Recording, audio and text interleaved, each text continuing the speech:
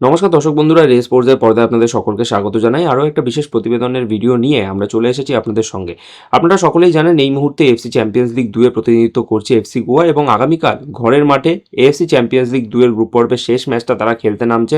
প্রতিপক্ষ তাজিকিস্তানের দল ইস্তিকল এফসি এবং এই মুহূর্তে এফসি চ্যাম্পিয়ন্স লিগ 2 এর গ্রুপ পর্বে কিন্তু কোনো ম্যাচেই জয়ের মুখ দেখেনি এফসি গোয়া। তবে প্রত্যেকটা ম্যাচে কিন্তু একটা লড়াকু মানসিকতা আমরা দেখেছি প্রত্যেকটা এফসি গোয়ার ফুটবলারদের মধ্যে। সেখানে বোরা হেরেরা থেকে শুরু করে সাহিল তাবোরা প্রত্যেকেই কিন্তু একটা জয়ের মানসিকতা নিয়েই তারা মাঠে নেমেছিলেন। তবে যেহেতু প্রতিপক্ষ দলগুলো যথেষ্ট পরিমাণে শক্তিশালী, তাদের থেকে ধারে বারে অনেকটাই পিছিয়ে এফসি গোয়া, ফলে আশানুরূপ ফল না এলেও দল কিন্তু যথেষ্ট ভালো পারফরমেন্স করেছে গোটা প্রতিযোগিতা জুড়ে এবং সদ্য ঘরের মাঠেই কিন্তু সুপার কাপ চ্যাম্পিয়ন হয়েছে এফসি গোয়া। ঘরের মাঠে ইস্টবেঙ্গলকে টাইব্রেকারে হারিয়ে তারা সুপার কাপ জিতেছে এবং আগামী মরশুম তারা আবারও সুপার কাপ চ্যাম্পিয়ন হওয়ার কারণে এএফসিতে প্রতিনিধিত্ব করবে। ফলে এটা কিন্তু একটা বাড়তি আত্মবিশ্বাস যোগাবে গোটা এফসি গোয়া দলকে। এবং ম্যাচের আগের দিন সাংবাদিক সম্মেলনে কিন্তু FC Goa head coach Manolo Marquez সেটাই জানিয়ে গেলেন। তিনি কিন্তু বললেন যে সদ্য সুপার কাপ আমার দল জিতেছে, ফলে দল এই মুহূর্তে একটা ভালো ছন্দে রয়েছে এবং আগামীকাল আমরা ঘরের মাঠে শেষ ম্যাচটা খেলতে নামছি এএফসি চ্যাম্পিয়ন্স লিগ 2 এর মতন একটা বড় প্রতিযোগিতার। ফলে আমরা কিন্তু নিজেদের সর্বস্বটা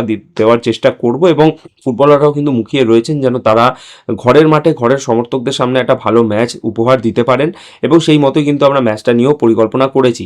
এছাড়াও আপনারা সকলেই জানেন যে ইস্তিকল এফসির বিরুদ্ধে এর আগে যেই ম্যাচটা খেলেছিল এফসি গোয়া, অর্থাৎ যেই অ্যাওয়ে ম্যাচটা খেলতে গেছিল এফসি গোয়া গ্রুপ পর্বের, সেই ম্যাচে কিন্তু 2-0 গোলে তাদেরকে হারতে হয়েছিল এবং এবার কিন্তু ইস্তিকল এফসি তারা এফসি গোয়ার ঘরের মাঠে খেলতে আসছে। ফলে প্রত্যেকটা গোয়ার ফুটবলার তারা কিন্তু মুখিয়ে থাকবেন ঘরের মাঠে কিন্তু জয় তুলে নিতে এবং সেই মতোই কিন্তু মানুল মার্কোস বলছেন যে আমাদের সমর্থকরা সবসময় আমাদের পাশে থাকেন এবং সমর্থকদের সামনে খেলতে কিন্তু আমার দলের প্রত্যেকটা ফুটবলারই মুখিয়ে রয়েছেন। আমরা চেষ্টা করব যেন নিজেদের সেরাটা দিতে পারি এবং ইস্তিকল এফসির বিরুদ্ধে গ্রুপ পর্বের শেষ ম্যাচটাতেও যেন আমরা জয় পেয়ে মাঠ ছাড়তে পারি। এছাড়াও আজকে সাংবাদিক সম্মেলনে উপস্থিত ছিলেন এফসি গোয়া গোলরক্ষক লারা শর্মা।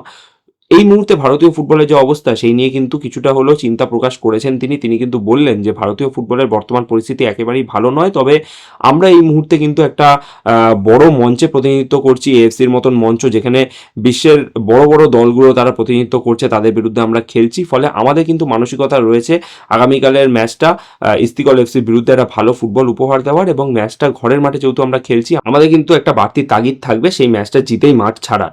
সায়ন দে, রে স্পোর্টস।